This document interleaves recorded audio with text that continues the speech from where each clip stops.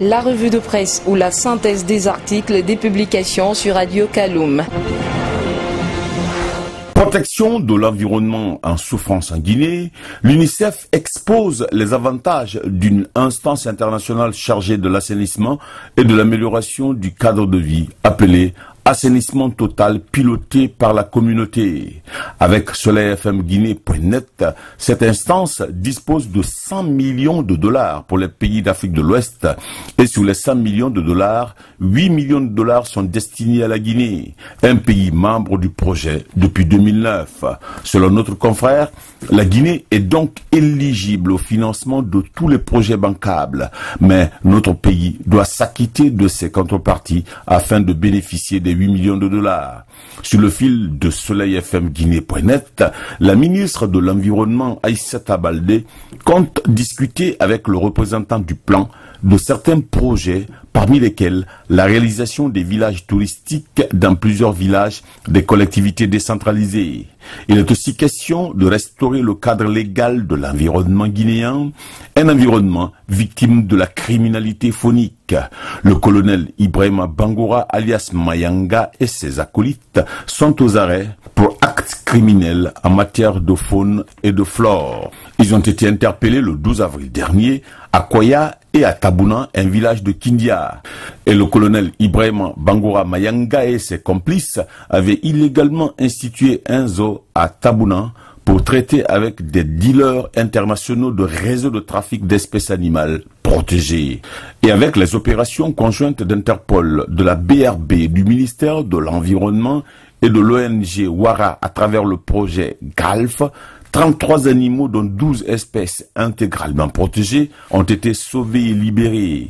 Avec soleilfmguinée.net, des espèces comme les crocodiles, tortues aquatiques et tortues du désert, mangoustes, grues couronnées et perruches inséparables ont été sauvées dans le zoo illégal de Tabouna. Parallèlement, dans les colonnes de l'AGP, la carbonisation du bois persiste à Bofa et environ. Les paysans et autres personnes de mauvaise foi continuent d'exploiter de manière irrationnelle l'environnement. Les vieux camions et véhicules de tout genre sont toujours à la recherche des chargements de charbon de bois à Bofa-Pi. Les conducteurs des véhicules transportant des centaines de sacs de charbon bénéficient des largesses au niveau des barrages de contrôle érigés le long de la route nationale Conakry-Bokeh.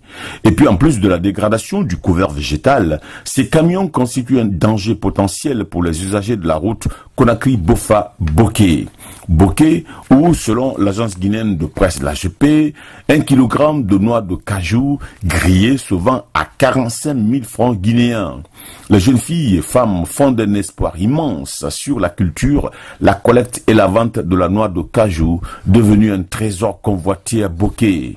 Et avec la cherté de la vie, une mangue prématurée se négocie également à 1000 francs guinéens à Bokeh.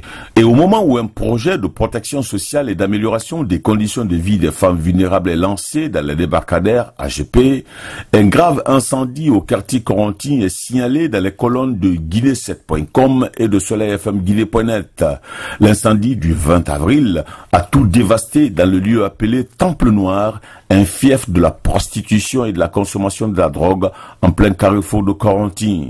Et pendant qu'avec Guinée News, des engins saisis sur des orpailleurs clandestins ont été restitués à Sigiri et que le problème de qualité se pose au niveau d'une dizaine d'unités de fabrique d'eau en sachet en zérécorébien, l'AGP colle à la participation le 19 avril des journalistes à une journée d'échange sur la lutte contre la prolifération et la circulation illicite des armes légères et de petit calibre au camp Almami Samori Touré. L'objectif est de renforcer les capacités des médias sur des questions liées aux armes légères.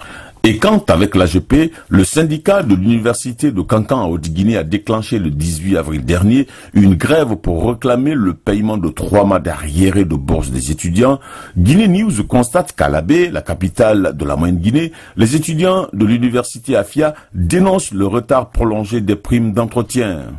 Et au moment où les affaires sont crispées également par les travaux de revêtement des principales voies et corniches de Conakry, l'AGP traite également des secousses telluriques dans les localités de Souria, Waria et de Linsan à Kindia-Ebian.